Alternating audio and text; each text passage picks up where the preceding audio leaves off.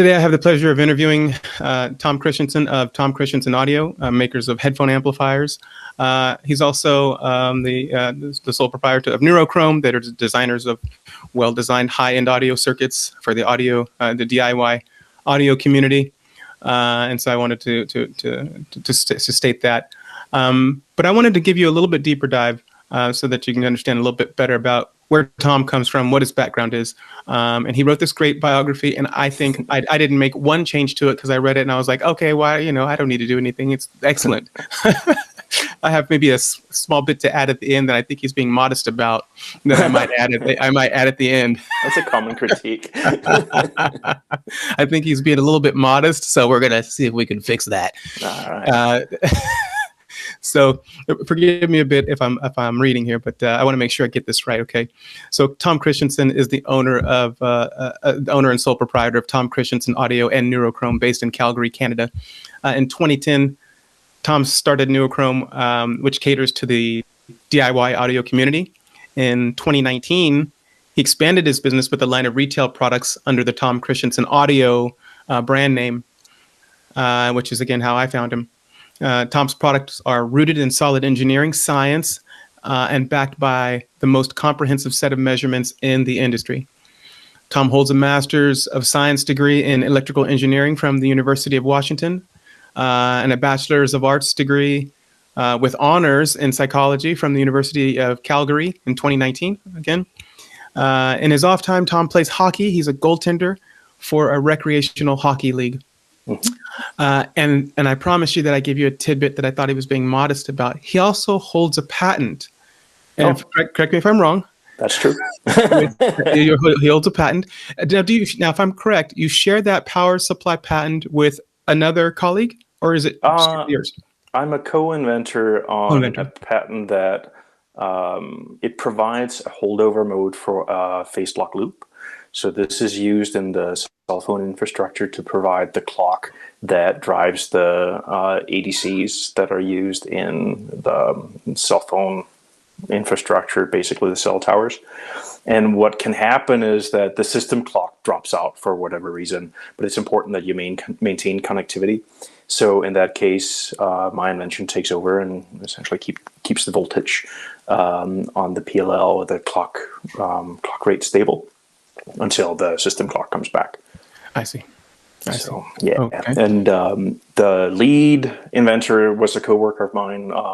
He came up with the idea. I did most of the work. So that's sort of how it works. It's a team, it's just people have their different strengths. Yep. Some people are writers, some people are thinkers, some people are work with their hands, they're doers. So everybody has kind of a piece to play in the puzzle, I think. Yeah. Of course, sometimes it might seem like they're just eating chips while you're doing all the work. No, in all fairness, I mean, he came back from a customer visit and it's like, we could better meet the customer's needs if we did this, that, and the other thing. It's like, all right, cool. Let's do it. So, yeah. Cool. Well, thanks for the introduction. So this is an interview happening on Saturday, January 30th at it's about little after 1. Yeah, it's a little after 1 Pacific Standard Time, and we're meeting on Google Meet. And that's just to give you techies just some details about the who, what, when, where, and why. And that's what I like to start what I'd like to start doing on these interviews, making sure that I start with the technical stuff first. And the reason why we're doing this is this is an interview, an educational, I guess, interview with Tom, and so.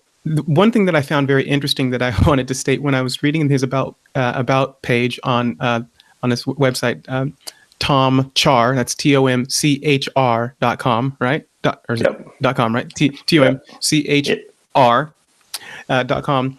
It says the first line in his about page says, "I design kick-ass audio circuits." Yep, that's true.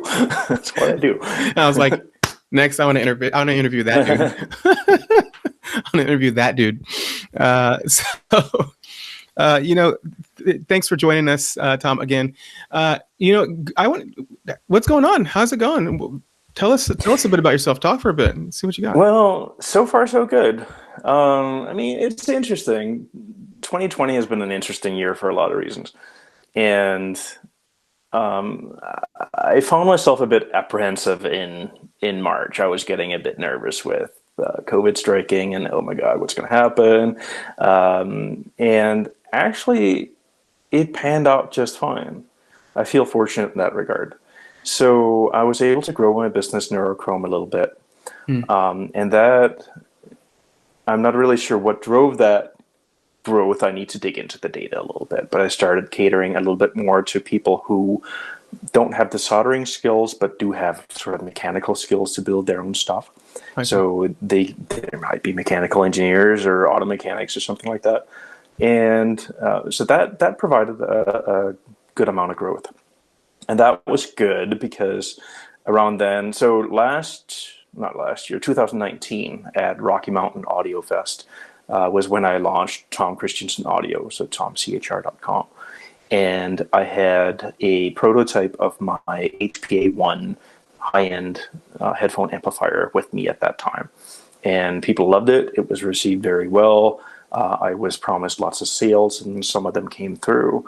And then COVID struck, and basically the sales of audio equipment, not just for me, but I think that's a fairly broad trend, is that it declined quite a bit. Wow, yeah. So basically, I was able to sustain myself with Neurochrome. I mean, my thought with Tom Christiansen Audio is I want to provide high-end, fully assembled retail products that are designed for the sole purpose of being a retail product. So if I have a retail product, I mean, if I make that commitment up front that this is going to be a finished product, there's a bunch of design considerations that I can make that in mind. For example, I need to design for manufacturability, but I don't need to design for, say, hand soldering, or somebody needs to be able to access screws or something like that. I can design it so that it's easy for a machine to produce, but not necessarily easy for a DIYer to reproduce. I see. And that gives a different product. I mean, it's a different level of optimization. And it's actually interesting in the sense that by optimizing for a retail product, I can actually beat my DIY prices. I mean, DIY is sort of perceived as cheap, but and part of my idea with the TCA brand was to get away from the cheap aspect. I would like to be able to command a good price for my products because I think their performance demands it. And it's hard to command a good price if you're perceived as cheap. But what I found sort of surprising was that, I could actually beat myself on price, which is sort of interesting. That's interesting. It's interesting. I mean, I do low volume production. Even with TCA, I might make like 50 or 100 or something like that at a time. And that, of course, drives up my cost. And so I'm not able to compete with the outfits that come out of the Far East. Sure. They might make 10,000 at a time, and their labor cost is much lower than mine. But I actually ran a market analysis a couple of years ago, and people were interested in paying more for a product that was made in Canada because it's perceived as higher quality. And I also believe that I have a good market case for why it is higher quality. So a big problem in the electronics industry is fake parts. You see this all the times on the forums where I bought this part on eBay. Is it fake? Is it not? That kind of thing. And I buy the parts from authorized distributors in the U.S. and Canada, and in some cases I buy directly from the manufacturer if I want, say, a custom option, or sometimes they get better prices. And I take those parts directly to my assembly house, which is located in Calgary. It's a 15-minute drive from my house. Basically, here's the box. And they assemble it, and I get a stack of boards back that I then assemble. I do the final assembly of putting the boards in the chassis and testing it. So each product under the TCA brand is fully tested from end to end and hand assembled by me. And that does drive up the cost a little bit, but it also increases the quality. Sure, sure. So you basically you stuff the boards. You have someone else make the circuit boards, and you stuff them and solder them and do all that stuff, or do they come back already stuffed, and you're just assembling the final product? The board is already ready to go. I get the circuit boards made in Ontario, just outside of Toronto, and so I get the raw circuit boards and the parts delivered to my house, and I take those to the assembly place. And they deliver fully assembled boards to me. I understand. Okay, I understand. The advantage of that, I mean, first off, DIY assembly of circuit boards on a large scale is not sustainable. If I was to assemble, say, an HPA1, it would probably take me about an hour of painstakingly putting each part in each location.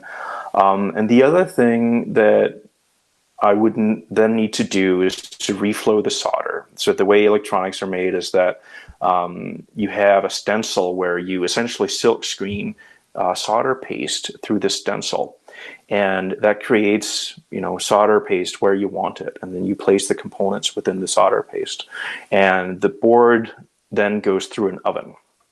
And what you see a lot in the do-it-yourselfers market is that they use, say, an old frying pan or like a toaster oven, and it actually works remarkably well. I mean, I have a toaster oven that I bought for this purpose, and I have a thermometer that I use to keep track of the temperature on the board, and it works great for a prototype. Okay. It's certainly not perfect. I mean, Okay. I often have to go in and touch up a couple of points and stuff like that, but it's fine for a prototype. But it's not a production workflow. Yeah. I can just hear some people listening to this saying, "What? He puts stuff in a he's use that oven for toast." He puts it in a toaster." I can just see someone who might buy a headphone amp from you say, I seen there was some crumbs in there, unmistakably, and I know it was there's some grilled cheese. In audio, there's so many myths and just hyperbole and just so much stuff going on. You read in forums, it's just the stuff that people are able to make up, and it's just it blows my mind. No, but it's interesting. I agree with that. But the interesting thing is, if you come at it from the DIY angle, that whole frying pan toaster oven thing is perfectly normal, and people are like, "Why wouldn't you use this for a production workflow?" I'm like, "Are you kidding me?" Very functional. Yeah, serves a purpose. It does. So let me explain how the pros do this. So when I take my boards and parts to my assembly place, I mean, they have one workflow. And that's called the IPCA 610 standard, I believe it is. And that standard has 3 classes. Class 1 is for consumer electronics. It's stuff like flashlights or something like that, where if you have a failure, it's no big deal. You throw it away and get another one. There's class 2 where you do want some dependability. So that would be, say, your laptop or your cell phone and stuff like that. And there's IPSC class 3 where it's mission critical. Mission critical electronics that are being assembled. So we're talking medical electronics for life support. We're talking military stuff. We're talking like servers and data centers, stuff like that, where a failure costs big time. And the one workflow that they have at my assembly place is to the class 3 standard. So this means that when they get my boards, they first clean them, and then they deposit the solder paste, and that deposition of the solder paste is then inspected by an automatic optical inspection. So that ensures that the paste got in the right places and the right amounts and so on, that they have good coverage. Then they place the components by machine. Then that assembly is inspected to make sure that all the components got on right and right polarity and all that kind of stuff. And then the board is reflowed. So, of course, they don't use a toaster oven. They use a reflow oven. And this reflow oven follows a very prescribed temperature profile. So the board is slowly heated up to about 150 degrees C. It stays there for a minute, and I mean a minute, 60 seconds. And it then heats up in 30 seconds to 249 degrees C, where it is kept for some duration of time. I believe it's 30 seconds, I don't remember exactly, before it is allowed to cool. But that prescribed temperature profile ensures that all the solder melts and that you get that dwell period to start at 150 degrees C ensures that the flux in the solder works. So that cleans up the solder joints and makes it so that the solder can flow. And then the dwell time at 249 ensures that the solder melts and wets the components properly and forms the metallurgical bonds that are needed for a good solder connection. And then it's cooled off. So what can happen in some of these assemblies is that you get sort of a temperature shadow, like you have a large part that blocks the airflow for the smaller parts. So they tweak the profile to make sure that all the components get good solder joints. And another approach they offer is called vapor phase soldering, where they use a process liquid called Golden, and that's brought to a boil. And they create its boiling point is 235 degrees C, which is above the melting point of solder. So they bring it to a boil. You have this vapor cloud sitting at 235 degrees, and you lower the board into the vapor cloud. And that causes the vapor to condense on the board. And that change, the phase change from vapor to liquid, deposits or injects a lot of energy into the board. And that causes the board to heat up evenly, but at the same time, the temperature is tightly controlled because the maximum temperature is set by the boiling point of the liquid, so it can't exceed 235 degrees. So it's a perfectly temperature controlled environment. They drop the board into that vapor cloud, and the solder reflows. They take it back out and allow it to cool, and life is good. And then after that, it goes through another inspection, automated optical inspection, to make sure that the board is assembled correctly. And they look at each and every solder joint and determine whether, there's some requirements in the IPSC standard for how far up the pin the solder fillet must go, and the coverage, and so on and so forth.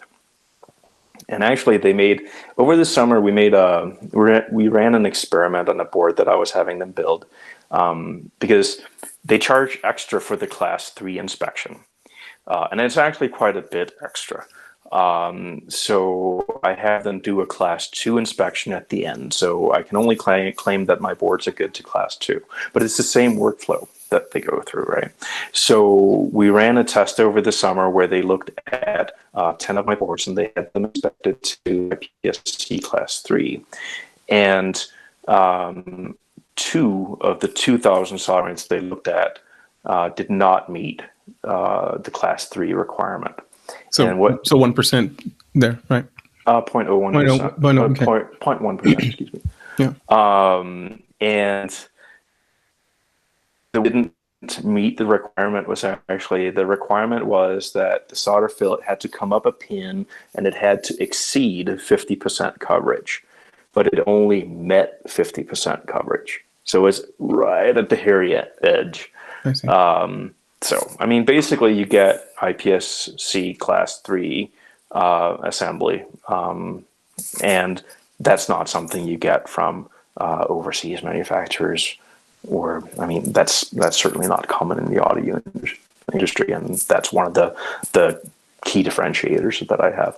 Do you think that process there is what another manufacturer would use, a large scale manufacturer, Teak, Yamaha, one of the larger manufacturers? Do you think that they have those built into their fab processes already? They do those things? Probably not. They most likely use class 1. I don't know for sure, but I would assume that they use class 1 because it's optimized for cost. Whereas because I'm running lower volume production, it makes more sense for me to optimize for quality. Yeah, is that also, that's taking into account, I would imagine, you're thinking about returns, in that kind of thing to minimize which in any time you have to get your body moving and you have to get moving, you have to receive the return back from the person, and also that hurts, your reputation in some regards takes a tiny bit of a hit when that process has to happen, because you risk someone having to talk about it. Yeah, not just a tiny hit. I mean, that can make or break a business. I do offer a generous warranty period. And my point is that I actually don't want people to use the warranty. When I send a product out, I don't want it back. If you have a problem with it, I'm more than happy to help you out. And if you have a warranty claim, I'm more than happy to do that. But my point is to have 0 warranty claims, simply because you pay more when you buy my products, and you should also receive more. There are plenty of overseas outfits that will deliver excellent performance for a very, very low price. I mean, a price that I cannot possibly compete with. In some cases, they offer perform at a price point where I couldn't even ship you an empty chassis for that price. We see those, and we see those on, we see those around the web. DIY Audio Science Review. We see several products coming out of the Far East that are just, they just are tremendous with regard to measurements. But like you're saying, good luck getting someone on the phone or or anything like that. Well, and then also another interesting thing that's popped up on Audio Science Review recently is, some of the issues that they're having where if you touch the volume control and there's an ESD strike, I've seen examples of amplifiers that blow up from that. Wow. And thankfully the company is actually handling it really well.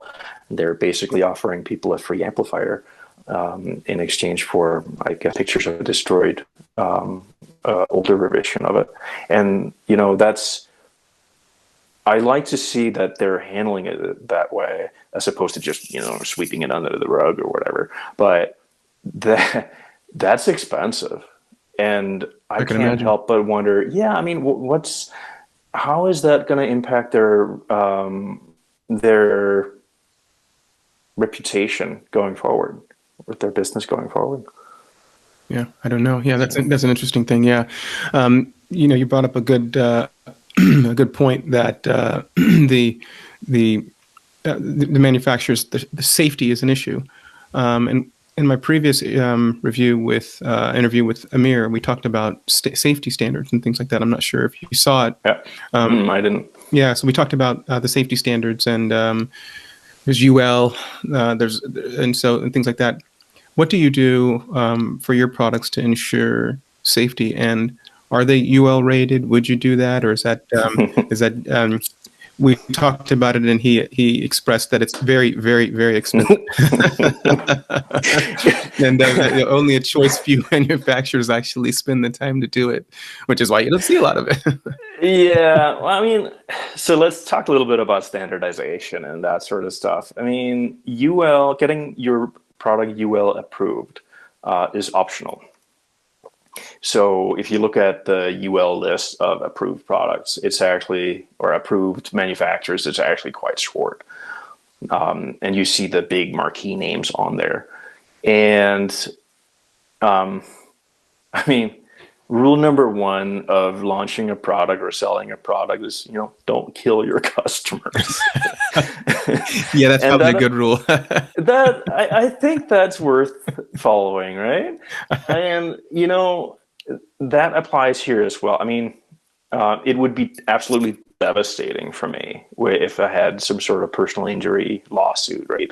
Both in terms of, the impact of me personal would be huge, and never mind the financial impact. So what I do is to make sure that I do follow the IEC standards, and when it comes to electrical safety.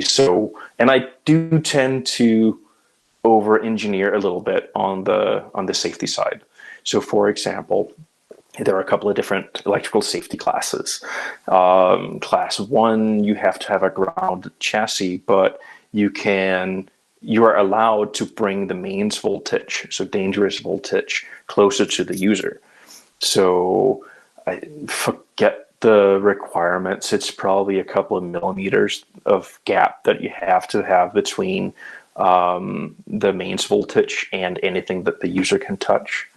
The reason I'm not up on that standard is that I follow class 2, which is more stringent. So with class 2, you technically can get away without a grounded chassis. And you can do that by having more insulation between you and or between the user and mains voltage. So you're required 1/4 inch of isolation. And there are also some requirements for creep pitch. So there are a couple of different ways that that electricity can jump through air. I mean, one is like a dielectric breakdown where you have 2 points like that. You have high voltage between them. If you bring them closer at one point, you're going to get a spark. Yeah. And then the safety standards are there to make sure that you are far enough away that you never get enough essentially leakage current through those 2 points that you can harm the user. The other standard, or the other way of looking at this is, let's say you have a surface like a circuit board, and you have mains over here, and you have, say, a connection to a volume control over here. There's a certain distance across, and if this board gets a little damp from humidity in the air or whatever, you can have a leakage current that creeps across the surface of the board. So you're also required to maintain some distance where there has to be a physical creep pitch distance between point A and point B that exceeds some number. I think it's 1/4 inch as well, for you to be able to claim this is double isolated. What I do in addition to that is that I also ground the chassis. So even if you have, even if I get a little close in some spaces, I mean, I do my absolute best and I double check and triple check and so on. But just in case, it doesn't cost me anything to ground the chassis. So I just do that. The other approach you can take is you can leave all that mess to somebody else to deal with, and you can use an external power supply. Because that's why you see a lot of the small electronics powered by wall warts. Because basically they say, okay, all the electrical safety stuff, we'll put this in this little box, we'll plug it into the wall, and what comes out of that, we can basically do whatever we want with. And that's entirely valid as well. The main challenge with that is that you now have some energy efficiency requirements that you need to meet. You can probably get away with, I mean, there's probably some wiggle room somewhere, because I see some North American manufacturers who still use transformers for their smaller audio gear. And like a wall wart transformer is technically not good enough to meet the environmental standards for energy consumption these days, simply because the standby consumption of that transformer, there's enough loss in it that it burns a couple of watts just sitting there plugged in.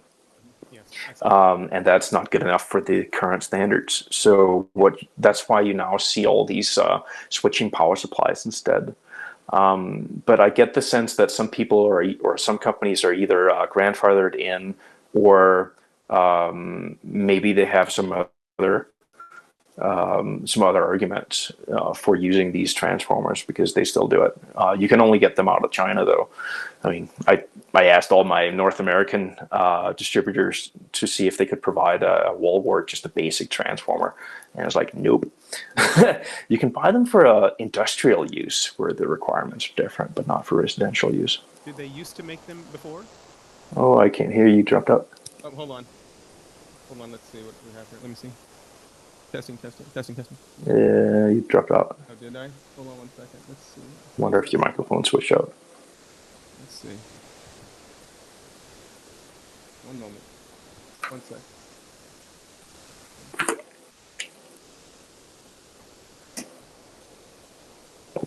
Testing. Can you hear me, Tom?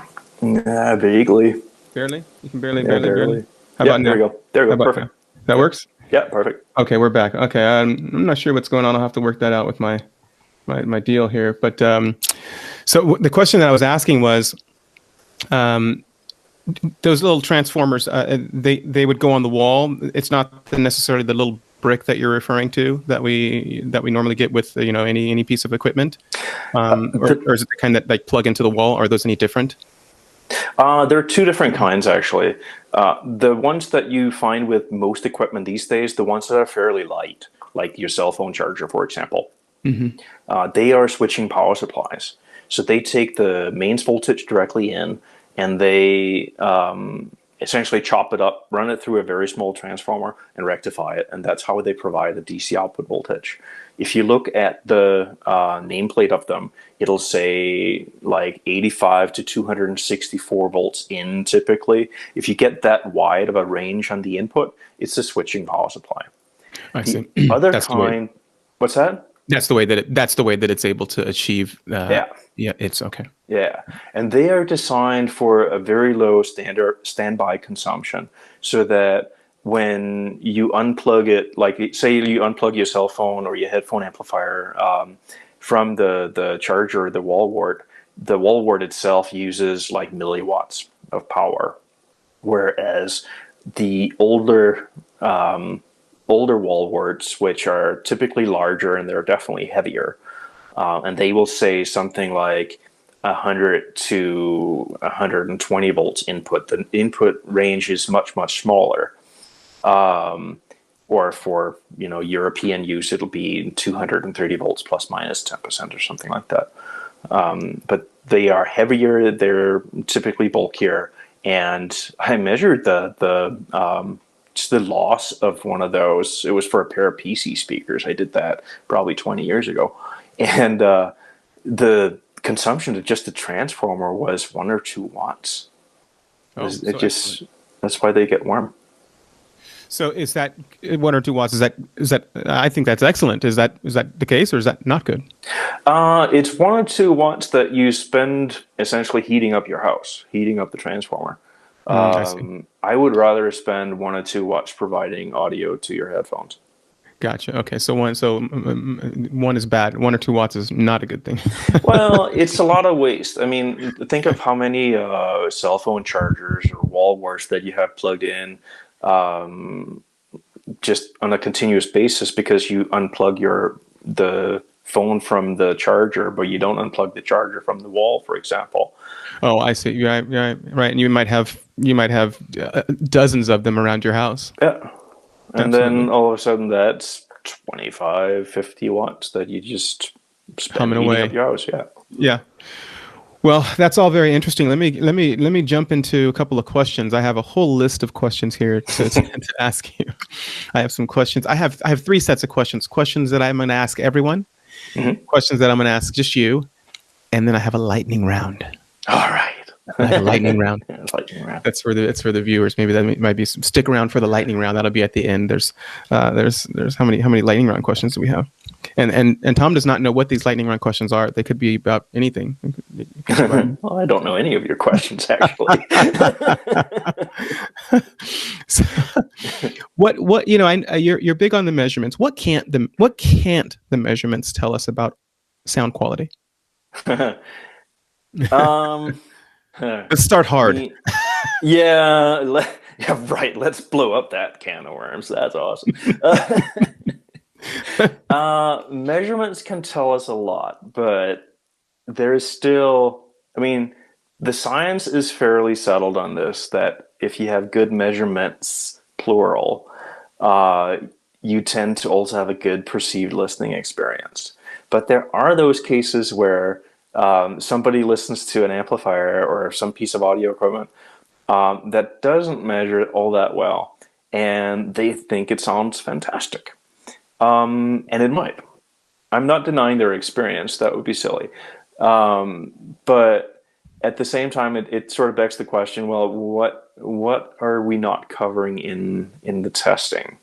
There's also the opposite. For example, a lot of people like to pull out the examples from the 70s where people had these amplifiers that provided very low distortion, at least for the time, and sounded horrible.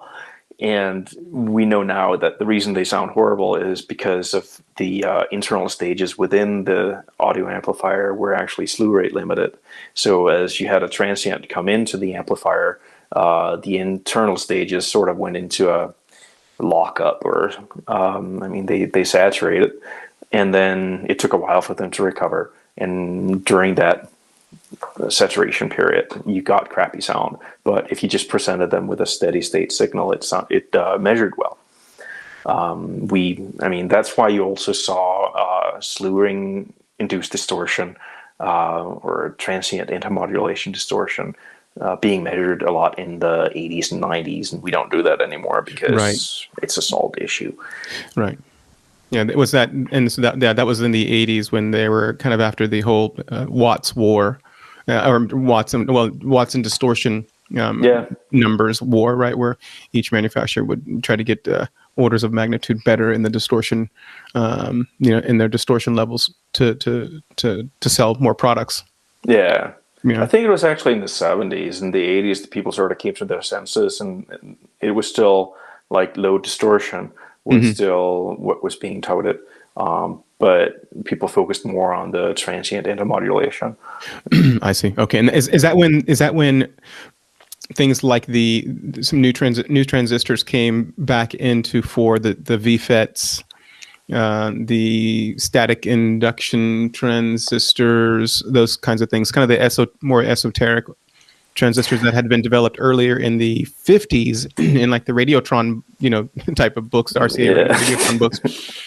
I think, a lot of audiophiles are not really aware that a lot of these circuits that you're seeing these days, there's almost none that are like new and original circuit wise. Is that right? A lot of these designs were old designs. They're just maybe iterations. Is that a fair assumption? I don't think it's entirely fair, but it's also not entirely wrong. Okay. I mean, the fundamentals of amplification and that sort of stuff has been around for a long time. But you still see some innovation. Okay. For example, there were some error correction techniques that were used to minimize distortion of, for example, the output stage that I've seen applied, I think, in the 90s. I've also seen some patents around that from the early 2000s and stuff like that. So, innovation is still going on. Mm-hmm. Okay. You also see stuff like the THX AAA. Oh, the feed forward design. Yeah, mm-hmm. Feed forward is not a new concept. But apparently their implementation of it is new. Mm-hmm. Yeah, and that's also something that informed what I said earlier, was that when I listened to the interview of the Benchmark guys and the THX the THX folks who designed it, they were outward in saying it was not a new design necessarily. How we've kind of put our spin on the top of it, to bring it to deliver the performance that we're looking for. Mm-hmm. But at its core, the feed forward design has been here for a number of years. Yeah, a number of years. So that'll move us into the next question. So, so how do we in audio? And I want to see. This is something that I wanted to see if you thought. Do you think that we have a kind of an anti-science bias? Audiophiles kind of have and a preference for pseudoscience. Do you know what I mean? It's easy for the audiophile to jump on the marketing train of these cables with this doohickey on the end of them gives me this extra performance, and because it's very you can see it. And it's easy to sell if you're a marketer. You can put if you're human, look at this thing. It does this. Someone's telling me that the company has my trust. Right. They're saying that it works. So you've offloaded your logic to a deference of authority. Which is the company has the authority. Yep. Yeah. The companies are basically telling the consumer, here is what you should experience. And that gets you into sort of an expectation bias where you plug it in, and if the manufacturer says that, you'll experience higher clarity or whatever, you will experience higher clarity. And the problem I have with a lot of the sort of audiophile language is that it's almost impossible to pin down what they mean.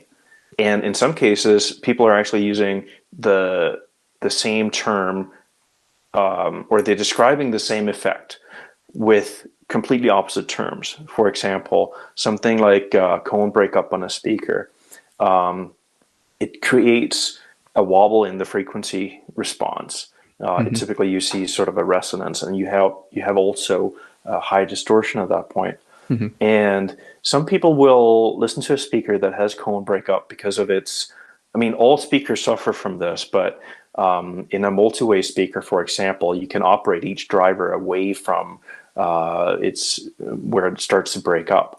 But you will hear these claims of, people listen to the same speaker, you can measure it, and you can see, okay, it has this problem with cone breakup. And one half of respondents will say, well, this sounds very precise, which is a positive term. And the other half will say, it sounds really harsh, which is a negative term. Sure. So who's right? Should you take the average? I mean, that's not how science works. That's not how science works, no. And honestly, I mean, part of the reason that I rely so heavily on measurements is that I'm a bit frustrated with all the superlatives and all the if there's no standards definitions to the words that we're using, the adjectives that we're using to describe our subjective experiences. Yeah. Okay, so that's what I hear. I feel a little bit like, I mean, it's not fraud because, but it's sort of trending that direction where people are being told, this equipment is awesome for these reasons, and none of the reasons can be backed by science. I'll say it, Tom. It's fraud. It's fraud. I'm glad you fraud, folks. It's not good. They're playing you. That's what's happening. They're playing on your ignorance of science. And I'm not saying that you're dumb or ignorant, but science might not be your main thing. And so the manufacturer knows their position, and they're utilizing that position to get you to buy something. And they know that they cannot prove this thing to you. And as a matter of fact, in many cases, they have very good engineers. They're electronic engineers. They know what it can and cannot do. Right. But engineers necessarily don't write the marketing material, and the company needs to survive.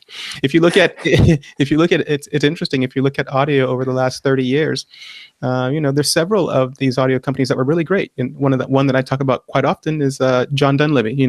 But John may not have been a great business person, as evidenced by they're no longer around. But if you read John Levy's story, he was like a radio engineer for NASA or something, Bell Labs, or someone like this, or something like that.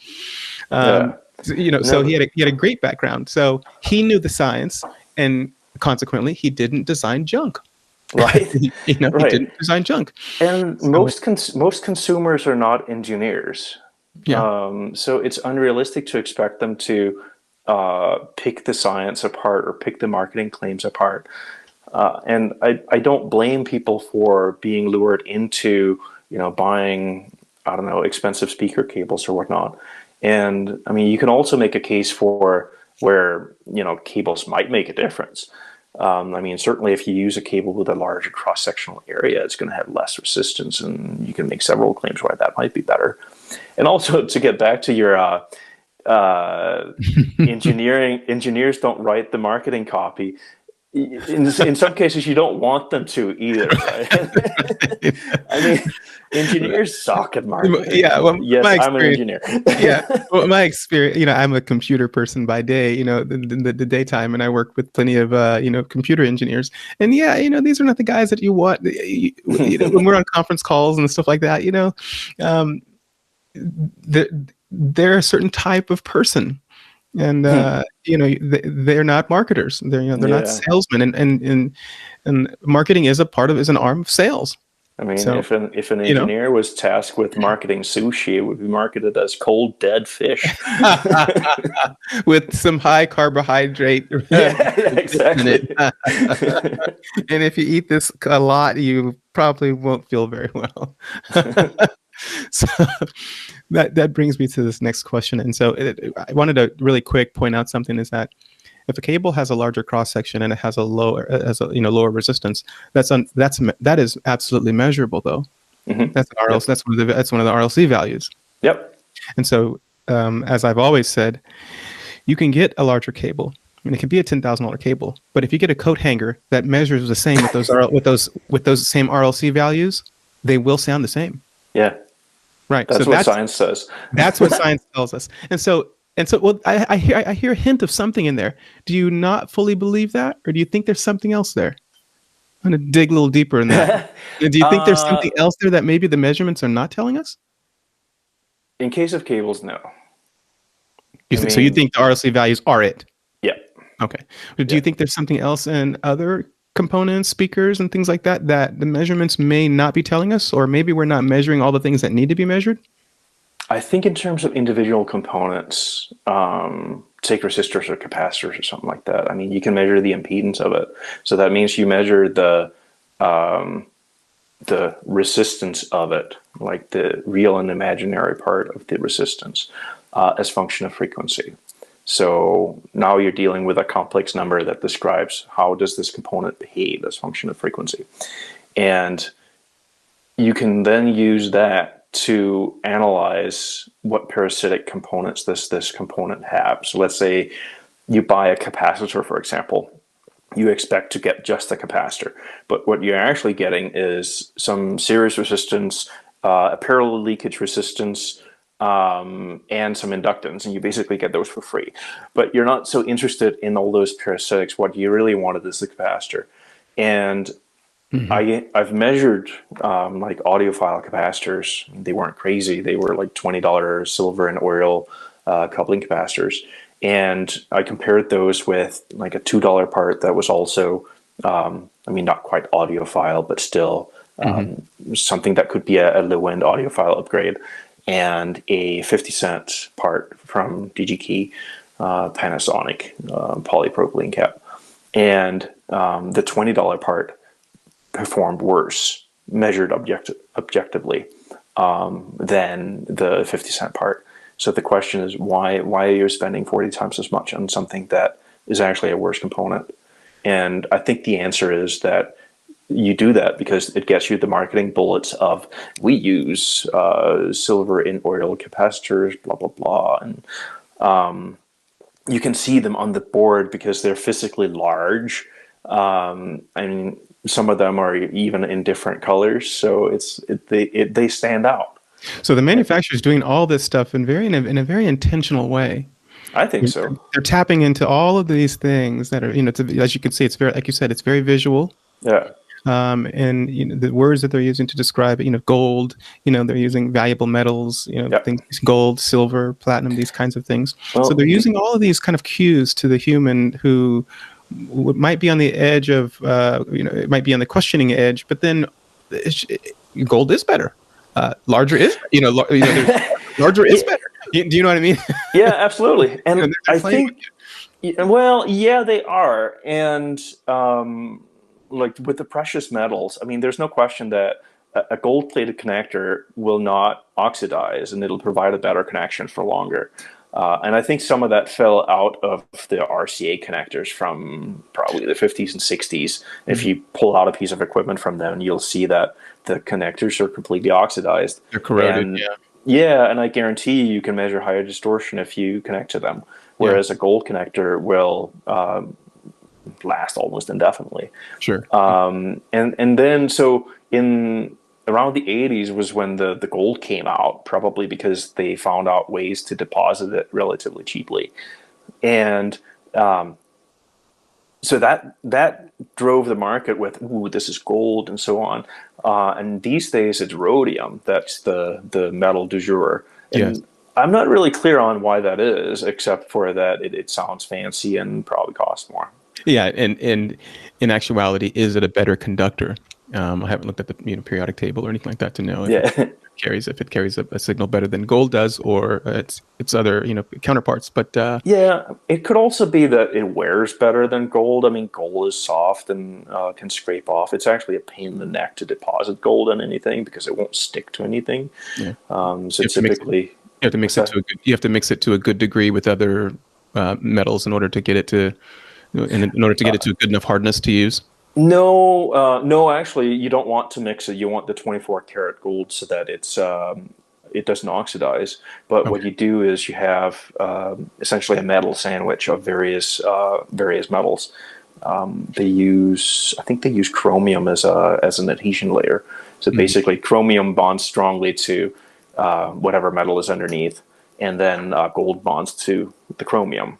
And I see. apparently, that combination works for whatever reason. But gold directly on, say, aluminum would be a nightmare. Gotcha. Okay.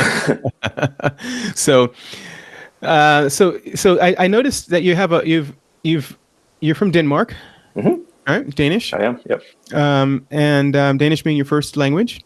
Yes. Is that right? So, I noticed that you've been a lifelong learner. Yeah. You've been a lifelong learner. I can tell that. What do you think? What instilled that in you? Parents, upbringing? Boy. You don't know what? How did you get there? How did you do that? Just in 2019, you did a degree in psychology, which is 180 degrees from electrical engineering. As we just talked about earlier, generally electrical engineers are not good. They're not the most outspoken type of people. Right. But a psychologist is a good listener and all these other things, and they're generally expressive because they are generally having to give some feedback to someone else. Mm-hmm. So they generally have a good way with their words. Yeah. So how did you make this? How are two of those people in there? Right. So I can't really point to anybody in particular as far as learning goes, I don't think. I mean, both my parents were school teachers when I was growing up. My mom later transitioned to become a school psychologist, and my dad became a vice principal. So he developed into more of an administrative role. Mm-hmm. And I've certainly always been encouraged to ask questions and think about stuff.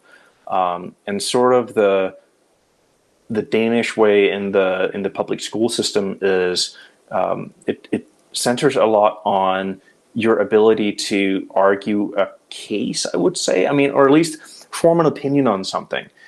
So we would read a text and it's like, well, what do you think the theme is? Well, I think the theme is this. Well, I think the theme is that. Oh, well, why do you think that? And why do you think that? And those sort of things. So I was brought up in an environment where there could be multiple correct answers. And in terms of the electronics, I think my uncle started me with that when I was like 4 or 5. He gave me a sort of an electrical kit with some light bulbs and switches and stuff like that, and I made some noise with that. And then it cut out a little bit there. Who did you say that again? Oh, that was my uncle. Your uncle? Okay, gotcha. Yeah. So my uncle gave me an electronics kit or electrical kit when I was 4 or 5, and I made some noise with that and got some light bulbs to blink and that kind of stuff. And he followed up with that, he followed that up with a little electronics kit that included the transistor and a light dependent resistor. So you can change the light intensity of a light bulb by shadowing or shading a light dependent resistor, and that was kind of cool. Interesting. I see. And then I started building power supplies when I was probably 3rd, 4th grade. So that got me into all the design of heat sinks and that kind of stuff, or the sizing of heat sinks and how to make sure components don't blow up. And that developed further into audio when my Bang & Olufsen stereo broke down. I had it was probably 20 years old at the time. Okay. Used in a 3500, and certainly it started distorting in one channel, and I was like, oh, that's weird. So I cracked it open. There was a schematic inside, and I took that to the teacher in one of my evening classes I took for electronics, and I was like, hey, can we fix this? And he said, well, you should probably change this transistor. So I went and I did that, and it worked. Wow. Yeah, affirmation like, wow, this stuff works. Yeah. Yeah. So why power supplies? Why you said why not power supplies just seem very unsexy to me. So it's like, yeah, when you look at a power supply, to me it doesn't scream, you know what, that needs to be fixed. Yeah, no, the main purpose was actually that I mean, my electronics hobby at the time was to shall we say, explore the power limitations of resistors, i.e., I understand. letting Explain the about magic it. Go on smoke out. further. Yeah. And then, you know, if you blow up enough resistors, it turns out the battery's dead. So then, you know, having a power supply is you can blow the resistors up even better. I see. So it's a function of you wanting to do nefarious things yes, transistors. Definitely. Definitely. Well, that's you're not going to get that anywhere else but here. Tom Christiansen audio interview. So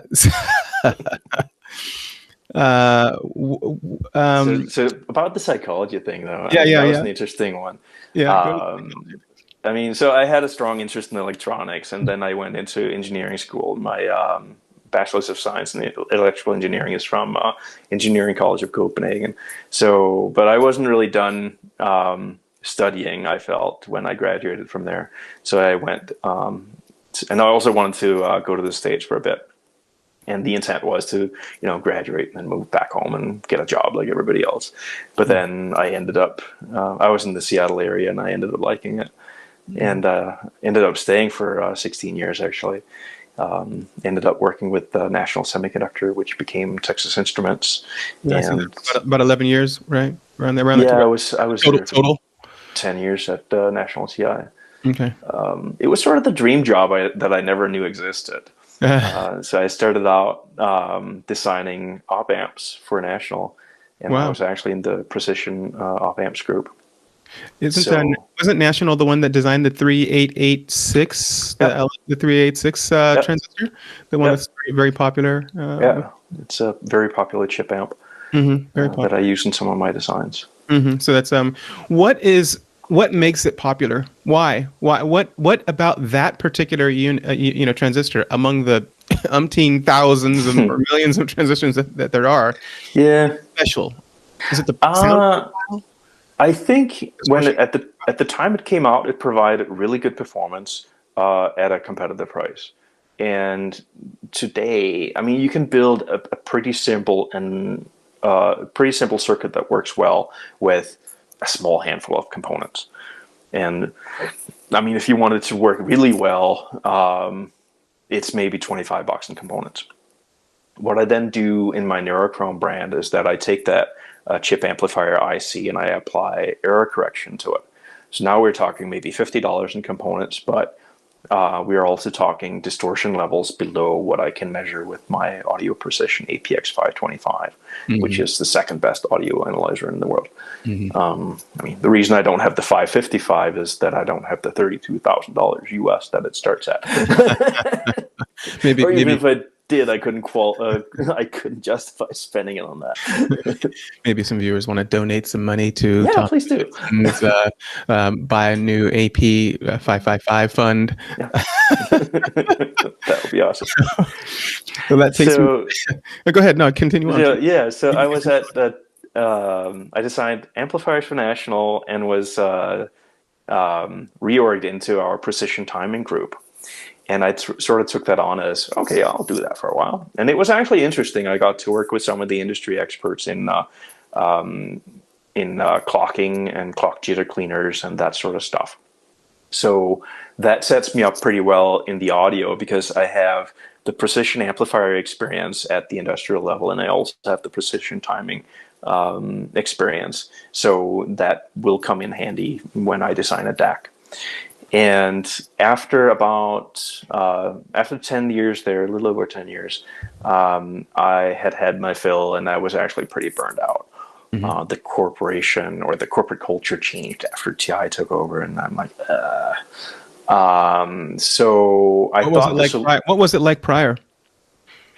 National was fun. National was a fun place to work. I mean, part of the reason it was fun was probably because we did a lot of projects that there weren't necessarily a good market case for or good business case for. It was more of a, this product would be cool, and it would fit in our portfolio here.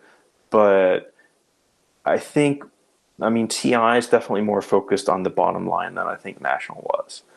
And also, I mean, TI is just different. And the office culture changes over time and that kind of stuff. And especially the layoff rounds in 2008 and 9 were pretty hard. Like 3/11, 2009, we laid off 26% company wide. That was a shock to the system. That's a big shock. Yeah. So, and also, I think I'll just say that, you know, I was basically burned out at that point. And Time for a new direction. I thought the direction or the way out of that was a career change. And I developed a strong interest in psychology that's actually been going on for over a decade now. So I'm like, let's try that on and see what that feels like. And I was actually driving home one day from TI and listening to something on the radio. And this guy, he was a musician, and he talked about how he had been burned out and he wanted the career change. So he started that, and then realized that actually what he needed was just sort of a change of scenery. Go do something else for a while. And, much simpler than embarking on a whole new career. Yeah, and I'm listening to this going, I hope that's not me. But it totally I just was. need a vacation. Yeah. Did you? Let me ask you. Did you try the vacation first before jumping into psychology with both feet? I think I didn't try a long enough vacation. Probably. I mean, 2-3 weeks is just not long enough. Okay. Maybe they meant a little bit longer. Maybe 3-6 months. Yeah, I mean, a 2-year sabbatical or something. Now we're talking. Yeah. Fully paid, of course, because of course they would do that. You know, I wanted to ask you something about National Semiconductor, because you've been talking about it, and it has familiarity to me in that you hear a lot about Bell Laboratories and how Bell Laboratories was in its heyday, how awesome it was to work there, and tons of great research came out of Bell Laboratories back east. And what you're describing at National Semiconductor kind of has a hint of that that kind of operation, that they were more open to kind of ideas that didn't necessarily, like you said, have a commercial use case, and so. That gave you it sounds like that gave you a bit of license to do things that you thought might be fun, as opposed to this is what we have to do. Yeah. Can you talk about that? Yeah, I engaged in a couple of test chips and sort of off the wall projects. I can't go into too much detail, but I mean, they involved one project allowed me to work with our packaging group because we needed a custom package designed for this IC that I had designed. What does that mean, custom package? So the IC itself is just a slab of silicon. So it's a thin, I mean, kind of looks like glass. It's probably, I don't know, 1 millimeter thick or something like that. And that circuit, that's where all the active devices are. That's the actual circuit. And that goes into it goes onto a lead frame. So that's a metal thing that allows you to connect the chip to the lead frame, and the lead frame is then soldered to the board. But instead of having, that contraption that, I mean, at that point, it basically looks sort of like a Medusa head with a bunch of bond wires coming off the chip onto the lead frame. That's pretty delicate. So you encapsulate it in plastic. I see. And there's a method for doing that. And what you end up with is then a packaged IC. But somebody has to design that package, and there are some standard thicknesses and stuff that go into it. Essentially, I mean, they sort of mold them like a bar of chocolate, where you have a bunch of, you have a matrix of ICs that you then pour plastic over, and then you dice it. Oh, right. And that gives you the packaged product. But these, I mean, there's a fair amount of research that goes into, say, how do you get dissipated heat out of the package and that sort of stuff. And there are some restrictions on how tall can they be, and there's a whole. It's all standardized so that you can use standard materials or standards for pick and place machines and that kind of stuff. But it was interesting to work with some of the packaging guys on sort of a proof of concept of what could have been a future product.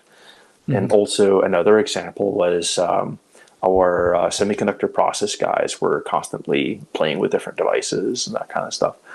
And it's, periodically you have like a test chip run where you get to try new ideas, or maybe you try a spin on a product and see if you can make it a little bit better and that kind of stuff.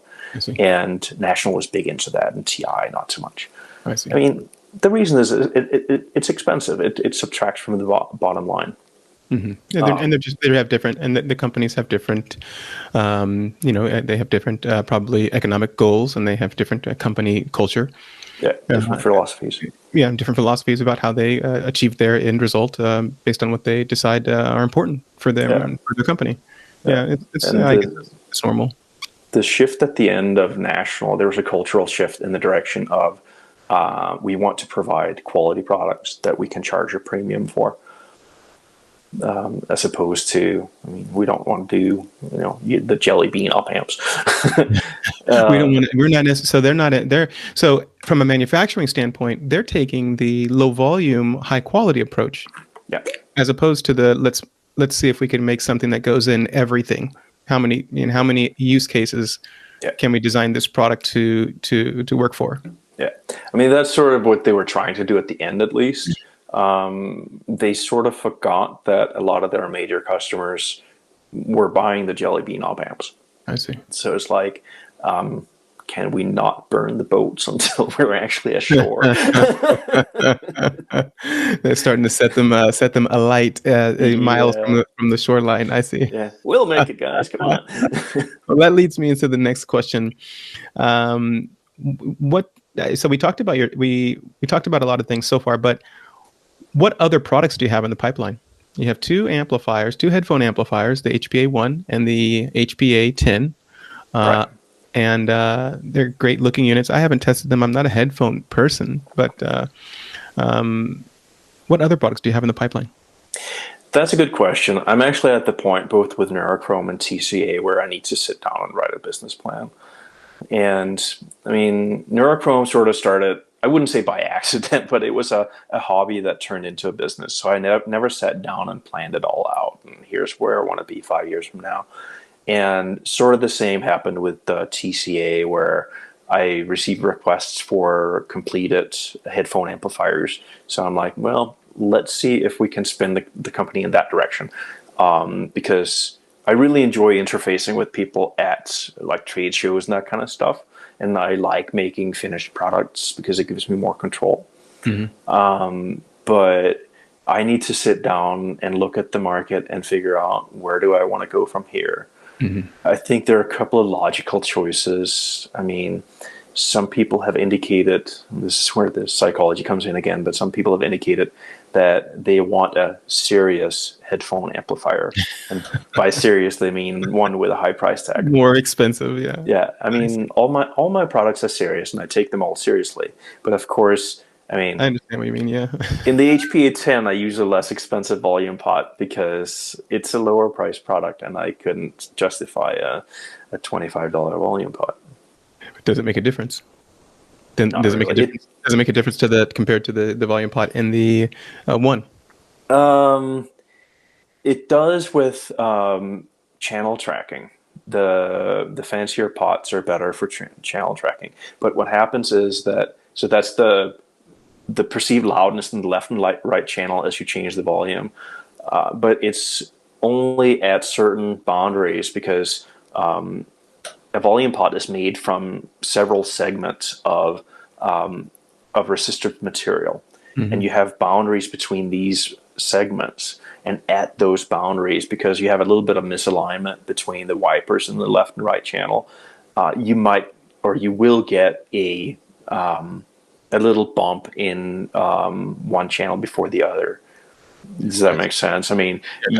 you get a little bit of mismatch between the channels, but it's only, I've tried to find these points of mismatch, and it's really hard to do. I mean, if you're off by like a degree on the volume control, you're back into good channel matching again. So it's mostly people comparing data sheets, but there is, I mean, there are measured data. It's so basically it's people because you're able to see that there's a difference. You know, 0.00003 is different than 0.00005. You know, there's an objective difference, but it doesn't always translate so strongly in the to the subjective. You know, to the there's one case. Yeah, there's one case where I've had it translate into a poor user experience.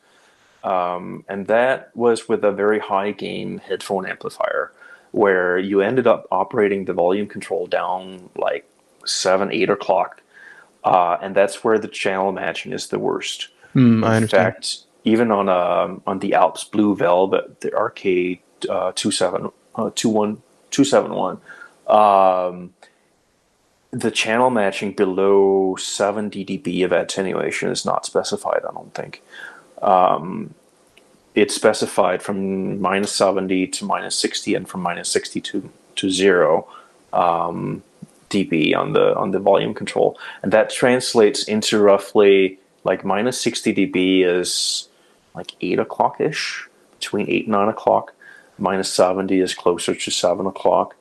But you take something like the RK097, which is the green Alps pots, the smaller ones that I use in the HPA10, that's specified to -40 dB and not specified below.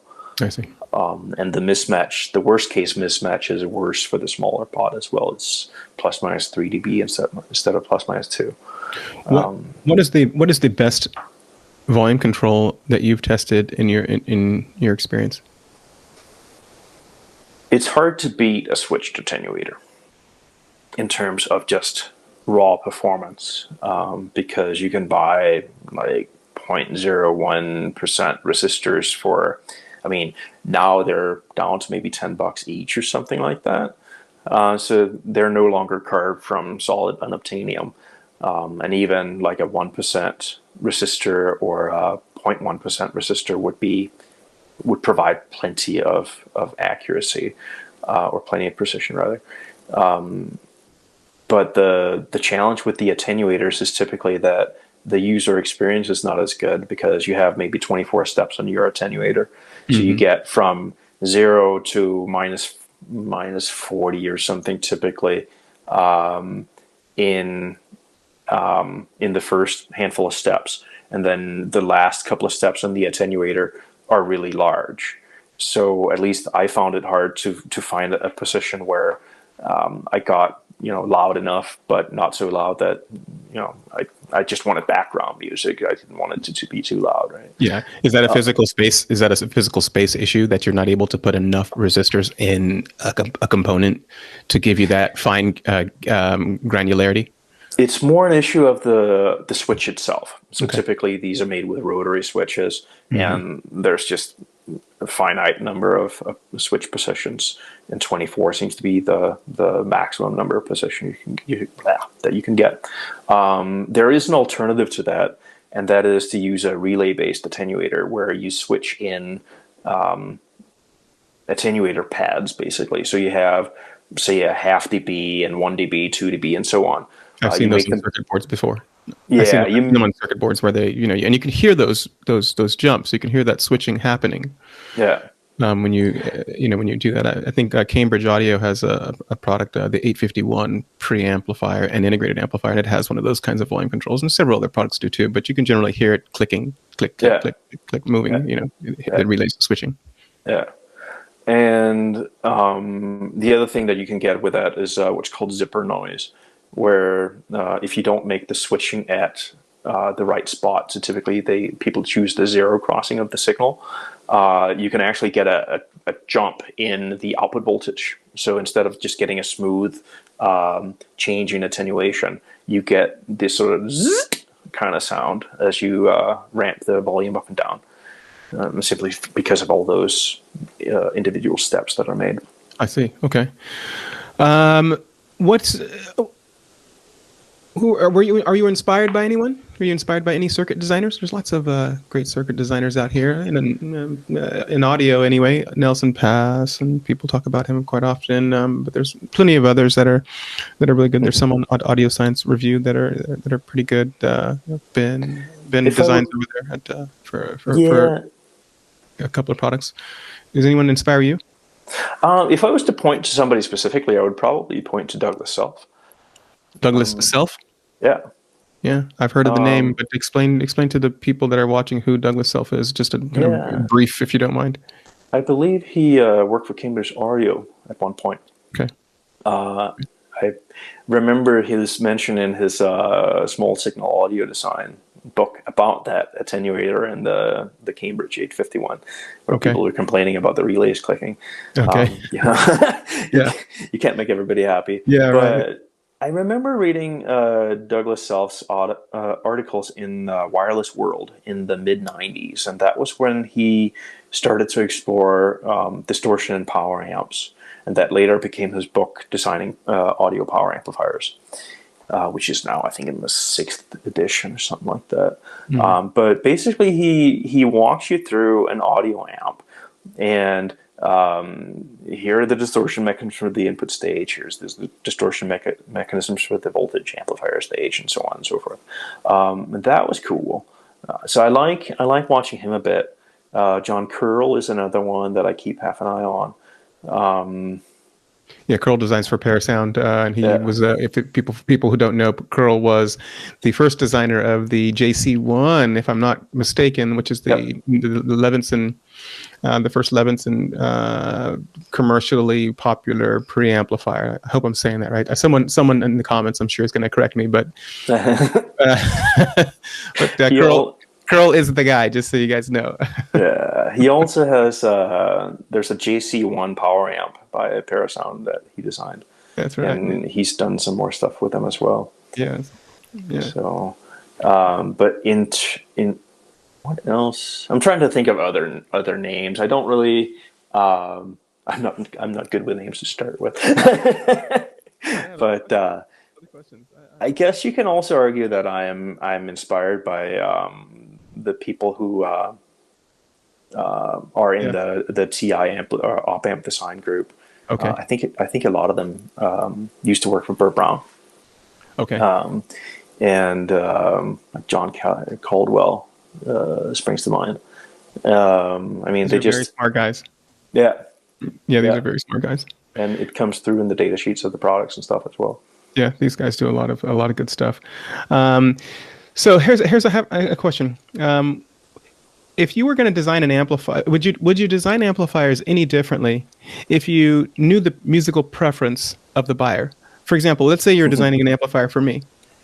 If you were designing it for me, I'd listen to blues, soul, rap, hip hop, stuff with so that's a wide dynamic range. But I also sit down and listen to a jazz. So that's a wide dynamic range of music, bass, but also quiet. Would you design it any differently if you had to design it for specific musical preferences? Probably not. I generally find that the precise amplifiers, I mean, I aim for zero distortion. I'm almost there. I mean, some of my speaker amps are so low distortion I can't even measure it. And when I can measure it, it's down like 130 dB down. So we're talking 4 zeros after the decimal point at this point. Okay. And I find that the precise amps tend to sound good with many genres or all genres of music. I haven't tested with all genres, but at least I can say many genres. And I think, I mean, there's some people who prefer their amps to add a little something to the music.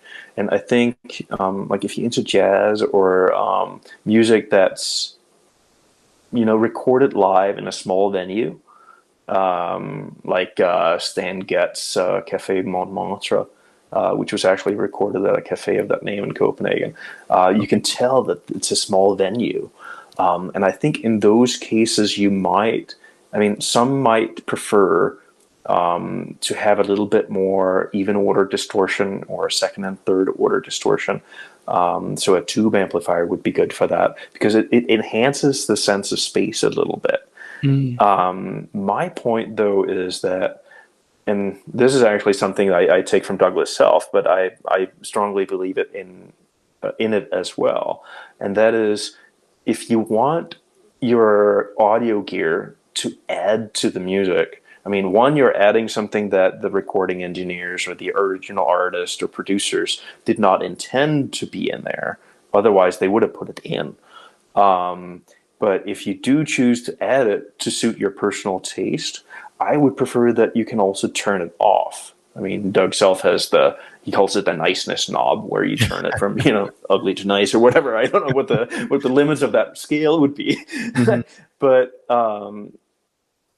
I don't like the idea of audio gear being an effects box, because that also gives you, or it also gets you into the exercise that some people engage in, and they're more than welcome to do that. But I personally don't derive any satisfaction from it, and that's to use different gear according to different tracks. So for this track on this album, I'm using this cartridge and this phono stage and this.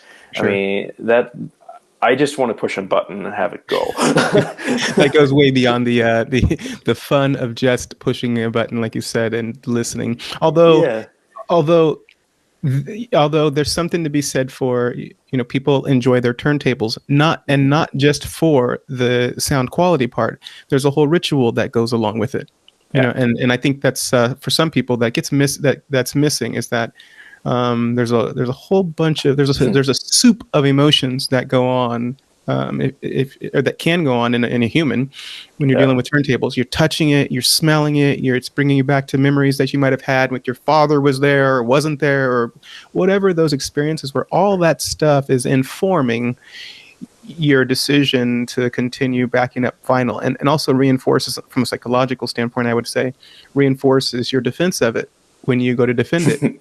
Of people who say, right, that contributes to your ability to defend it, because subconsciously all those other things are informing the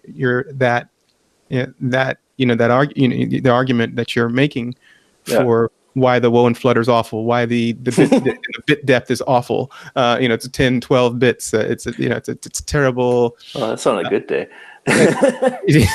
I'm being generous here, okay? But you know what I mean? Yeah. That all informs their argument. And what do you think about that? But that's important too. I mean, I do think so. I think so as well. I wouldn't want to deprive people of those experiences. And so I guess it's a really balancing. I think for me, it's when they're taking what they're hearing and they're saying, okay, well, it sounds better because of this, and they're attributing it to the wrong thing. Right. They're attributing the sound quality, it's better, or they're attributing their preference for it to something that we can objectively measure that's not accurate, which is the measurements don't back up what you're saying you're hearing. Yeah. I mean, even a good recorded or well-recorded LP, it's actually a fairly crappy format. We're talking about, a good phono cartridge has maybe 40 dB of channel separation. My headphone amps have 110 dB channel separation. So what is that? What is that in bits? 6 bits per 3? Oh boy, 3 divided into 40. Is that right? Is that how it goes? I don't remember. Into 40. There's a logarithm involved somewhere. Okay, then I don't know it. But 40 dB is a factor of 100, so it's probably 7 bits. I was going to say 6 or 7 bits is maybe where we're at. Yeah, but that's channel separation though. Yeah. Then if you have a perfectly squeaky clean LP, it can sound really good. And actually, if you do go that route, then get one of those carbon mats that you put on the turntable, so that it discharges the static from the LP. That takes so it doesn't attract the pops and stuff out of it. Well, it makes it so that it doesn't attract as much dust. Oh, I see. So you can wipe it off cleaner. When I had that BU Sender 3500 we talked about earlier, I used that. That was back in the 80s. Mm-hmm. And I think so. I think technically there's no doubt that it's a horrible format, but people still enjoy it. And the question, to some extent, is why, and can we reproduce that with a source that's more accurate? I mean, part of it is the way we consume music today, and I deliberately choose the word consume because it seems a lot of people are essentially consuming song after song. I mean, it's sort of like listening to Pink Floyd Dark Side of the Moon on shuffle. I mean, Right. That album would break apart if you did that. It would not come across the same. Yeah, and whereas if you sat down and listened from end to end, it's a different experience. And I think what the LP provides is that sort of dedication, or the I'm going to spend the next 22 and a half minutes listening to side A of Pink Floyd Dark Side of the Moon. And you have the ritual of putting on the record and dusting it and lowering the cartridge and so on and so forth. And I mean, when I listen to some of those albums on CD or on, like, I have my music ripped to an old laptop these days, I still catch myself, sort of remembering, okay, this is where side A ended. Oh, and I mean, I don't get up with the chair to go change the to go swap the record over. But the memory is there. The memory is there. The memory's there. And I think, I mean, we shouldn't neglect that either. The experience, you're saying. Yeah. The experience that you get when you're consuming music. Yeah. I'm sorry, not when you're consuming music, because that's what you're more thinking. We should not experiencing music. We should not forget that experience, that experience of experiencing the whole album as it was put together by the producer. Yeah. I see, because that is an experience. Yeah, experience the album as a piece of art. I mean, they put the tracks in sequence for a reason. I mean, there's a whole person who does this. Yeah. There's a person that, if you look at if you look at history, or all the great albums, or all the great producers, almost without fail, they were good. They were arrangers, or they're great arrangers as well. But then separately, in the music's heyday, there were just great arrangers. Like, there's an arranger on the credits. And that's what he does, in the credits. So that tells you it's a big deal to the story being told. And really, I think the arranger, to me, is the storyteller. He's able to sit down and listen. He's a part of the sessions, or maybe he's not part of the sessions, but he listens to the songs and says, how can I tell the artist's story? The way that the artist wants to tell it with these tracks. How do I place them to get this end result? That's amazing. That's amazing. That's a skill. That's an absolute skill for someone to, essentially, they're able to elicit in you something on command. That's amazing. Right? It's amazing. They're able to get a response. Cool. They're able to get something out of you. So anyway, it'll get all crazy if we start talking too deep in the psychology stuff. People will probably tune out. So I have a question. I'm interested in buying a new headphone amp. Let's just say, hypothetically, my headphones are occasionally my Apple earbuds, the ones that you have. Yeah. But I also have a pair of high quality headphones that are high impedance. What would you recommend? Scrap the Apple earbuds. Okay. Actually, I use them. I have them plugged into my laptop. And they work just fine. I have a pair around here somewhere too that I use for my phone. Exactly. I use them for making phone calls, and they're great for that. But I don't use them for much else, just because they're not all that comfortable. I mean, I fidget with them because they keep falling out of my ears. But I don't think you need a dedicated headphone amp to use the headphones that came with your phone. Just plug them into your phone and be done. But if you have a decent pair of headphones, you will likely benefit from an actual headphone amp. So if you have a pair of, say, Sennheiser HD 650s, It's a very common, a very popular headphone.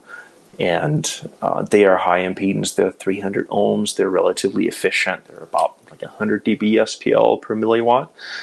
So you don't need much of an amplifier for that. But having something like my HPA10 would be a good choice for that, because it provides like 250-ish milliwatts into 300 ohms. It has a very low noise floor, so you don't get any hiss in the headphones during quiet passages. If you and also it provides very low distortion. And if you have a pair of more demanding headphones, so some that are lower impedance, for example, the HPA1 would be a better choice because it has more output current capacity, so it can drive those headphones more precisely and better. I see. But I mean, when I was working at TI, I had a pair of HD 580s that I just plugged into my phone, and that's decent. Yeah, good. That's good enough. It's good enough. Yeah, I mean, at that point, we're definitely satisficing. Yeah, I mean, because you're just listening to audio at that point as not critically, right. And at least from my when I'm at work and I'm doing things, and I'm listening to audio in the background. Or I don't often listen with headphones, but when I'm listening to audio in the background, I'm not critically listening. Actually, right. I critically listen, in the evening, when there's no light outside, and generally I kind of turn the lights down in my office and that kind of thing. But I still find it sort of remarkable that even when I am listening to music while working, it's like, that doesn't sound right. What is going on there? I mean, you can hear when things are not right. Yeah, or vice versa. If I test a new headphone design, it's like, that sounds really good. I've never heard that detail before, that kind of thing. And it's very interesting. You think and do you think that is that a function of maybe there's things that are happening with audio that we're just not able to kind of pick up measurement wise, that come through, and your brain just kind of knows what's right, and it's within a very narrow range? That's a good question. If I had the answer, then I would be golden. But I think there are different parts of it. I mean, one is that when we test amplifiers, we test with a resistive load because it's well defined and so on. I mean, I also test for amplifier stability with a capacitive load to make sure that the amplifier doesn't lose its mind if you plug in a pair of headphones that are difficult to drive. But I think, there's got to be a couple of different things here. I mean, one is sort of the transient response, where people talk about the first cycle THD and that kind of stuff, where the amp goes from quiet to really loud, and then does the THD change over time. When it does that, that's especially for power amps, where you can have some thermal effects and stuff like that, and that was actually one of Audio Precision's selling points when they sold me my APX 525. I was like, well, this is one of the things we can do. But one of sort of my back burner research projects is actually to go through a lot of the AES papers and the research on perceived sound versus measured sound. I mean, Sean Olive has done a bunch for Harman Kardon that's published there and that kind of stuff. Yeah, the psychoacoustics. Yeah, who's done a lot of the stuff there too. A lot of work in that field is Linkwitz. Yeah. Siegfried Linkwitz. He's done a lot of with regard as it pertains to speakers. Well, he's a circuit designer too, though. Actually, he was at HP for I think his whole entire career. But no, he's out here in Northern California, up by me. So I got the pleasure of meeting him several times at the Burning Amp show in San Francisco. Cool. Yeah. Have you been there? Have you been to the Burning Amp? Yeah, I have. I was there in 2018 and 2019. Oh, so was I. Yeah, we probably crossed paths. Yeah, I was with a couple buddies of mine. Yeah. Oh, cool. We go. We did. Yeah, we did. We take the ferry out of Vallejo, and we take the ferry out of Vallejo into San Francisco, the harbor, and then we kind of make a whole day out of it, and it's really fun. We walk in, so we have a good time. Couple of audiophile buddies of mine. Yeah. Unfortunately, the show is changing, and it's over. We've seen the kind of decline of the show over the last Oh, couple of okay. years. Yeah, Yeah. unfortunately, I hope it comes back. As the economy and things start to pick up. But I don't know. We'll have to see. Yeah. But that leads me to the next question. And I just have another. What time is it here?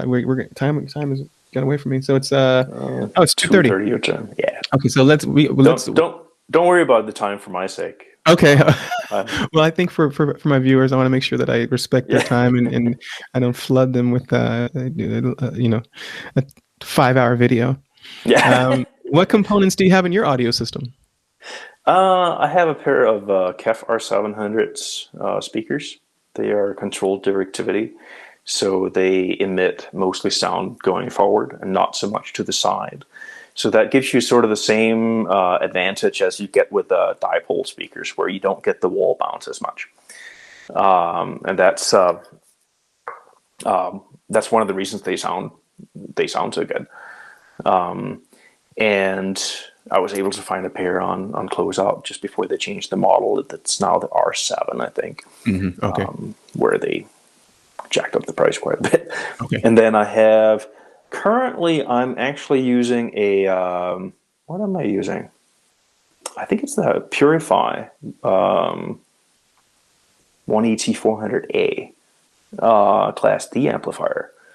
Okay. The reason I use that is because I sold the Modulus 286 and Modulus 686 that were in its place.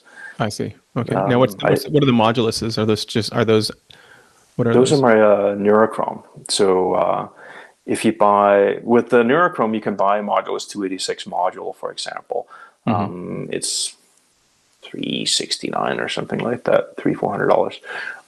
And that gives you ultra low distortion, class AB, power amp in a box, essentially, or power amp module that you then mount onto a heat sink and attach a power supply and stuff like that. Mm-hmm. And it's been very well received online. People generally rave about them.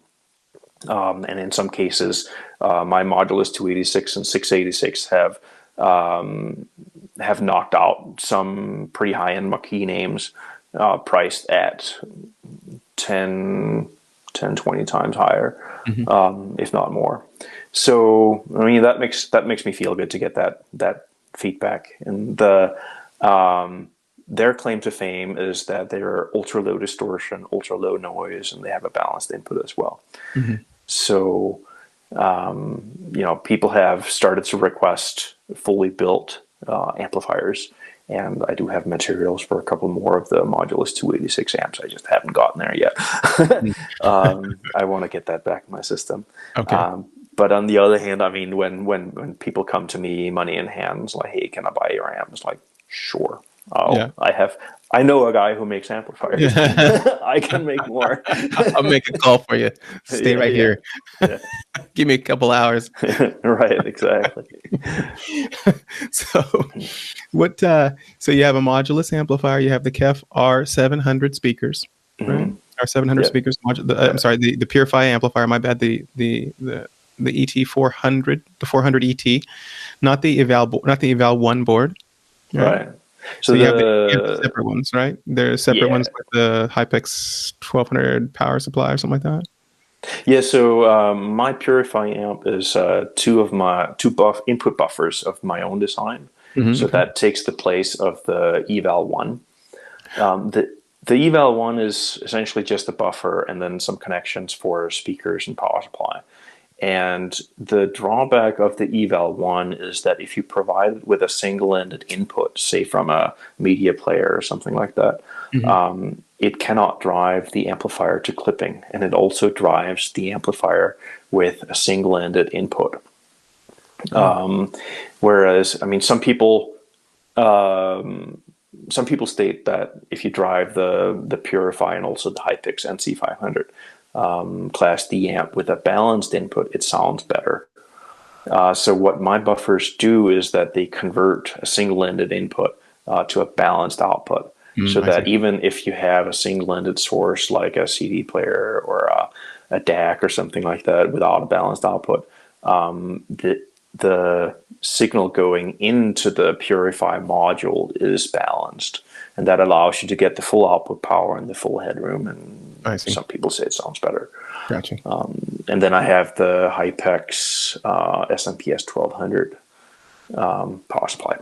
Okay. To power that. And what kind of case are you using there for that? What kind of what? What kind of case are you using to enclose all of that? I'm using an enclosure that I designed and had manufactured in Japan. Okay. Are we going to see the light of day on that? Are we dropping some hints here that you might be building an amplifier with a special case from Japan? No. That's not a hard no. That's not a hard no, though. No, I don't think I'll do Class D. That's not a hard no. That's one of those. I have thought about it. Well, I have thought about it, actually. And you heard it here, folks. You You heard it here, folks. You heard it here first. Yeah, exclusive. I'm going to put that in the title, exclusive. Exclusive. Big reveal. Don't buy another amplifier ever until you buy this one. It's the best ever made. You have to watch an hour and 40 minutes of video before we get to the reveal. We'll get there eventually. You have to deal with technical difficulties and me and all this to get to it. Yeah. No, I mean, the thing is that there are tons of companies out there who use these modules, and they can do it cheaper than I can. Yeah. Or they're willing to do it for less than I'm willing to do it for. And I figured, let them. If I come out with a speaker amp, it's going to be one of my own design, and it'll knock your socks off. So, do you think that you have, with your first products, and with the Modulus products, it sounds like you have already started to build your own brand, so that you're starting to create some allegiance around, the things that you build, and so maybe an amplifier might be, well received. Because they know that you do the level 2 type of testing with your boards and that kind of the kind of drive and the ethos that you bring to building products, because they've bought something from you before. Buying an amplifier is not a big stretch for them, right? And some people do find me that way. They read my inputs on forums and stuff like that. And the feedback I generally get on that is that I come across sort of calm and collected and helpful on the forums. And that's in part what attracts them to me, and also, of course, the performance of my products. And basically what they're saying is, well, I can't see any completed amps on your website, on your Neurochrome website. Can I buy one? So I'm sort of torn between, I could certainly start putting amplifiers in boxes. And I could make and I already do, I make a really high-end stereo amplifier. And I've sold a couple of them for $2,500. So, there's certainly a market. And the challenge I have is, do I want to market them under the Neurochrome name, or do I want to market them under the Tom Christiansen audio name?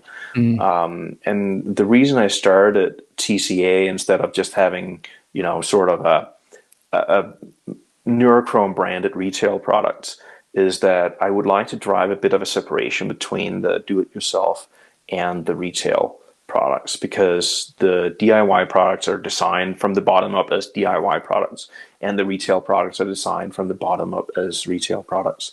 And that gives me, if I tried to do both at the same time, I would end up in a situation where people would look at my retail products and go, well, I can build it myself for half the cost. Right.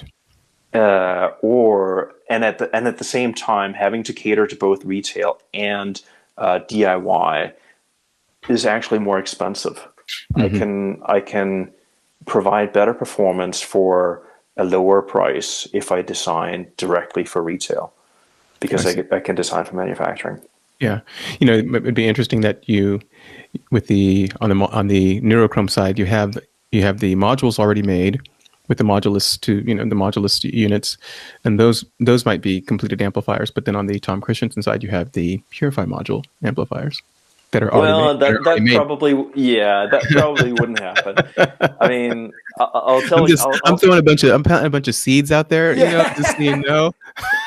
Okay, well, one of those seeds is going to blossom and wither right now because I'm just going to give you the big reveal. Are you ready for this? The reveal. Let's do it. Let's do it. So there will be. I'm tapping here my desk. Yeah. I'm probably distorting the microphone too. There will be exactly two of these Purify HiPix Neurochrome amps built.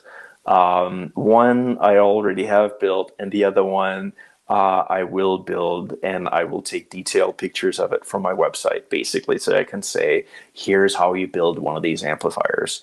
And since I seem to be in the middle of moving a bunch of amplifiers through my setup, I mean, if somebody wants to buy them, I'll sell them.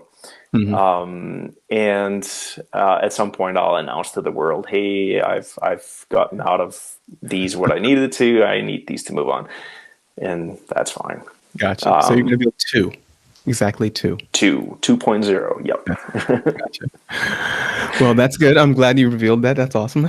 But that doesn't exclude that there could in the future be a Tom Christiansen audio. I think the seed has been planted now, and you're gonna have to go to sleep at night. The engineer in you, I think, the wheels are already spinning. How much time you got?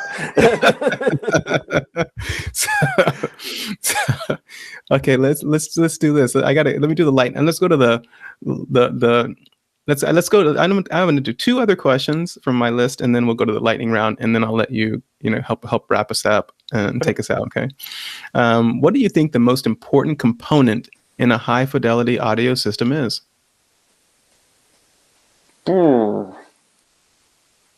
That's a good question. Probably the speaker or headphone. But Why? that assumes that everything else is good. I mean, it's the combined performance of the total chain that matters. And of course, but if we're choosing here, of course, everything matters. But if we're choosing the one that you have, that the audiophile can make the largest impact with his dollars to fix first, where do you think that would be? Yeah, I think in that case, I would drive the argument in the direction of science. Choose components that add as little as possible to the audio, and the most important components then probably end up being the amplifier in the speaker or the amplifier in the headphones. Okay. Yeah. And is that just because they're the highest distortion products in your system, in a system? It's where it's the most challenging to get the low distortion. I mean, with a speaker, you're translating physical movement to sound, and so that is a challenge. And then in an amplifier, you're dealing with typically fairly high voltage swings and also fairly high current outputs, and that doing that cleanly is a challenge as well. It's more a challenge for a speaker amp than it is for a headphone amp. Okay, so so the amplifier you're thinking is that you're taking these very small signals, and you're having to make them a large signal to output into your speakers to translate that into you're doing a lot of conversion, a lot of conversion going on in an amplifier, and therefore there's a lot of components that need to work in conjunction, in tandem, to do that properly. Yeah. To do that well. So do you think that sources these days and preamplifiers are kind of a solved problem? Yeah. And getting good ones? Because we see DACs that measure beyond the ability of humans to hear. So that to me seems like a solved problem to me. Yeah. And it's several orders of magnitude better than what the humans can hear. And what's odd is that we've seen DACs become the darling of high-end audio in the last, I'd say, 5, 6, 7, maybe 10, maybe the last decade. DACs have really started to become the thing, and they're the easiest thing or rather, the problem is solved there of transparency. In other words, to a large extent, yes. I mean, it is challenging to the DAC chip itself is that's a solved problem. But it is a challenge to design the circuits that go around the DAC, excuse me, to make sure that you actually get the datasheet performance out of the DAC. There are plenty of examples of DACs that have been horribly screwed up because, I mean, the designer was not able to get the datasheet performance out of the parts. And to me, that's a disappointment. I mean, it basically means that you're paying a lot of money to get a certain part number in a box, and then you leave a bunch of performance on the table. And I think that's a shame. That's a waste. Yeah, so the idea that do no harm, they didn't adhere to that. Right. They didn't adhere to the do no harm kind of principle that I would think that a designer would probably have on his list of design principles not to violate when he picks up when he's integrating components. Yeah, I mean, the sort of rule number one: don't break it. And I think that would be, I think if you got worse performance at the end result than you came in with, I think that would be, to me, a form of breaking it. Yeah, I mean, it's disappointing. And you will always lose some performance, I guess. I mean, or there's always a cost performance trade-off to be made. Okay. But my point is that you should trade off as little performance as absolutely possible. Okay. So you're saying that you're saying in a perfect world, are you saying even in a perfect world, the DAC performance and the end result, that you get at the speaker outputs or the output, it's necessarily going to be less than the DAC performance itself, but it's just to what degree? Is that what you're saying? Yeah, that's a reasonable way of stating that. I mean, it's unrealistic that you will get better than the datasheet performance of the DAC chip, because the DAC manufacturer will have a test board that they optimize for that specific chip, and it's optimized to highlight the performance of the part. But your goal, or my goal, the goal that I set for myself, is that the signal that goes into the speaker should be an amplified version of what comes out of the DAC. And with no additions, no subtractions, just no change other than we make it larger. I see. And what happens, I mean, and I would then choose a pair of speakers that also make as little change to the signal as possible. That would be one selection criteria. Then you have, the speakers engaging with the room and that kind of stuff. So getting speakers that have either controlled directivity, for example, or it's a dipole speaker, or is otherwise backed by science as, not engaging with the room too much. That would be on my list as well. And that's what drove me to KEF, for example.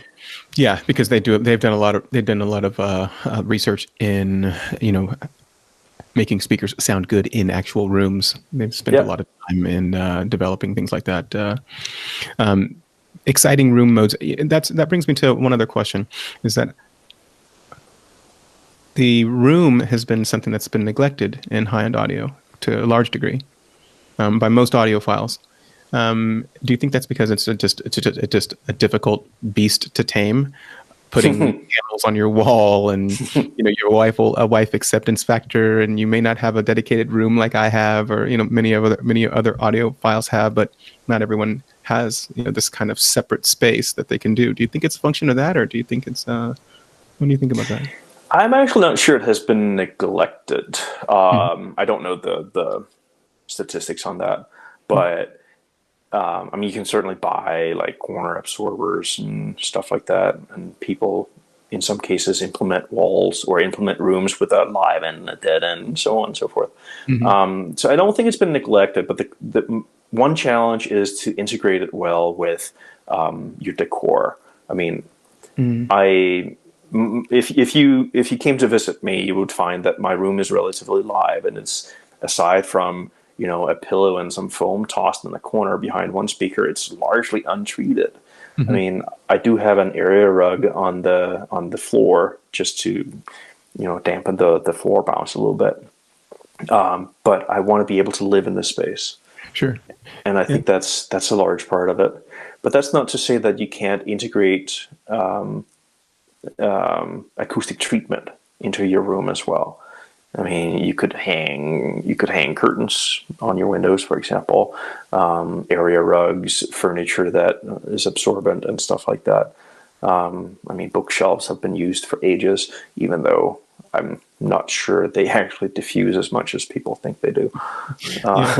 If you have a bookshelf with all of the same kind of books, all the same size, dimension books in the bookshelf, then it's just a big comb filter at a certain narrow frequency range. Right. Right? But that just sets up a notch filter, right? Oh, that's what I'm saying. Yeah. You're like, the voices are recessed here, and I don't know why in this room. Oh, because you have two bookcases, and they have all of Moby Dick. Yeah. That's interesting. Okay. All right. We're gonna go to the lightning round here real quick. All right. Tubes or transistors? Transistors. CDs or records? Ooh, CDs. Streaming audio or CD? CD, if you could get them. Tidal or Qobuz? Qobuz doesn't deliver to Canada, so Tidal. We're going to get into a different question. Wrong. Stereophile or the internet? Are you talking about magazine stereophile? Yeah. Oh boy. Or let's go this way. Audio, which is not in production anymore. Audio magazine or the internet. We'll take stereophile out of it. Just make sure we don't step on. Okay.